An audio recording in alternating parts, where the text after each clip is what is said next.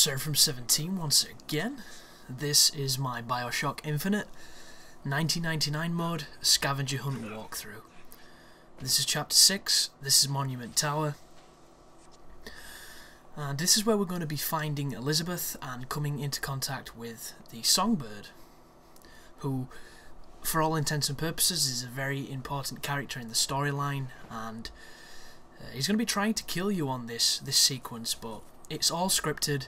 None of it is, you know, oh no, I messed up, he killed me, or skill-based. It's just a case of, it makes the encounter more climactic than it needs to be, and it just adds a sense of intensity. But from a gameplay perspective, it doesn't do much except for shake the screen, so you're completely safe, no real difficulty here. There is, however, a lot of storyline coming up. There's a lot of little subtle hints towards things for you. There's a lot of looting to be done. It's a good level, but then again, it's a great game, and there isn't a bum level on it. There's, you know, the story elements in this game, they come together in such a way that when you play back through with the knowledge that you gain on a playthrough, you see details that were designed for you to see in retrospect, and I think it adds a whole new dimension to the storytelling and to the layers of narrative that happen in this game. And you know, some of the twists and some of the progressions that do happen with these characters and with this story, it might not be to everybody's tastes, but one thing you can't deny, regardless of if you like it or if you dislike it, is that it's well done, it's well presented, and storylines very rarely are in games. And it's a shame, because this comes along and reminds you that, wow, games can have good stories. You know, even if the main premise isn't all that strong or interesting, they can still have interesting themes, they can still tell a mature story. And the is it voxophones, I think they're called? The ones that you pick up in this area really show you the racial divide, which is another hot topic that this game covers, which I think is great. And don't get me wrong, I know there's nothing great about, you know, slavery or oppression based on race, but I just think it's interesting that games are pushing, you know, what would have been happening in these days, in these times, because these were extremely racist times, and it's nice to see that represented in not necessarily an exploitative way, just in a way that makes it believable and, you know, really makes you feel something towards just the atrocities that happened in these periods.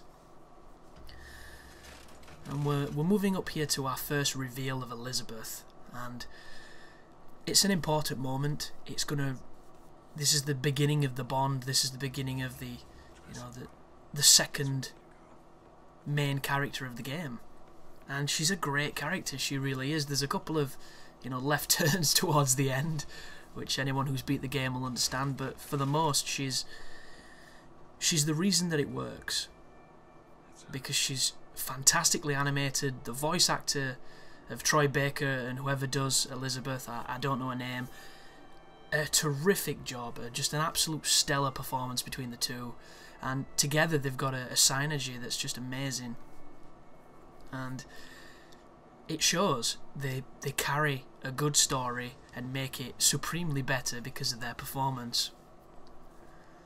And as I mentioned, this is not really gameplay heavy right now. It's more of a case of just, you know, discovering the mystery, finding out who this girl is that's going to wipe away the debt, and doors that don't immediately open. But I had a couple of comments by randoms on some walkthroughs, you know, wondering why I don't talk every single moment of a game about strategy, and, you know, asking why. Somebody even said a good walkthrough is one where the person does nothing but talk about the game, and I couldn't disagree more. But the main theme I want to carry across here is there's no such thing as a good walkthrough, guys. There is a subjective impression of what that should be, and there's everyone else's interpretation of what that is. And the reason I don't talk about what's happening on screen at all times is because I can only really talk strategy if I have some to tell, and I usually get most of that out of the way early. I also cannot tell you how to do a section that I didn't struggle with, because if I have no recollection of a struggle, I don't really have any memory of of a good strategy, and the gameplay itself should speak for itself. And when you bear in mind a lot of the gameplay walkthroughs that used to be on YouTube didn't have commentary. Commentary is a new thing, and one of the ways to try and differentiate yourself from other channels is to own the commentary. And one of the unique, one of the ways that I make these guides mine is uniquely my own is through the things that I do with the commentary. Sometimes I will talk about farts for no real reason. Other times I'll tell you what's happened in my life. I'll talk about different games. I'll do movie reviews. It doesn't really matter what I talk about because it's mine.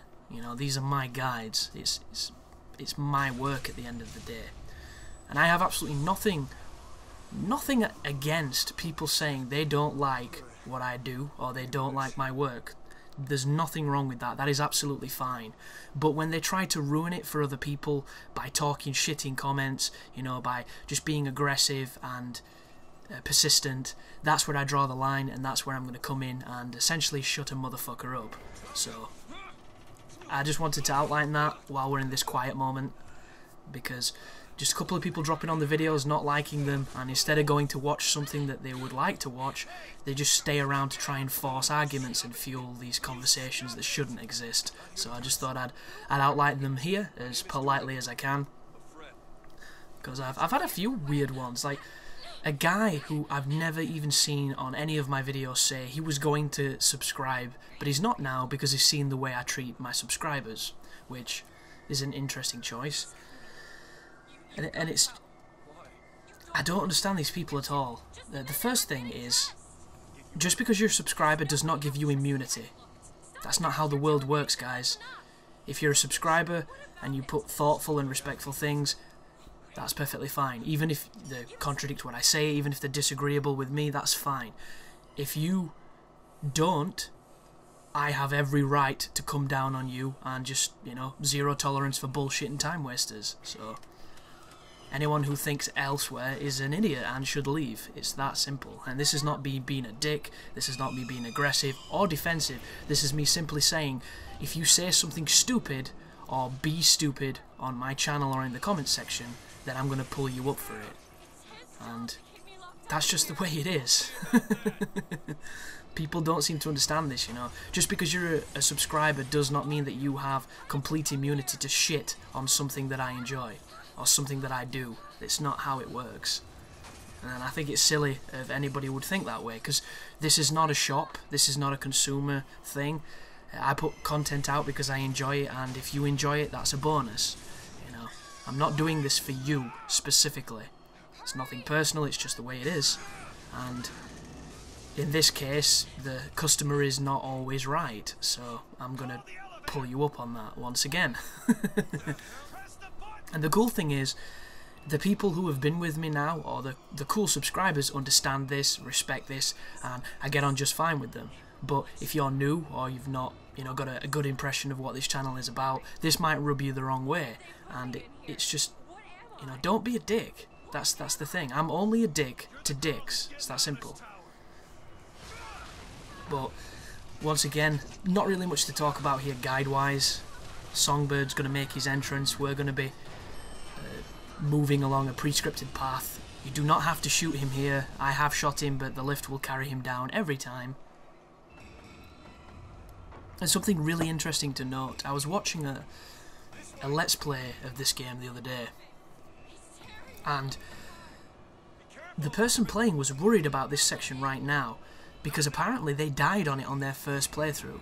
So I didn't actually think you could die here. I thought this was just, scripted storyline, narrative stuff. But apparently if you go, I don't know how you would do it, but you are at threat here, so try to be on point. I've never died here. I didn't know you could. It's just hearing him have such a concern for this moment was something I thought I might as well point out.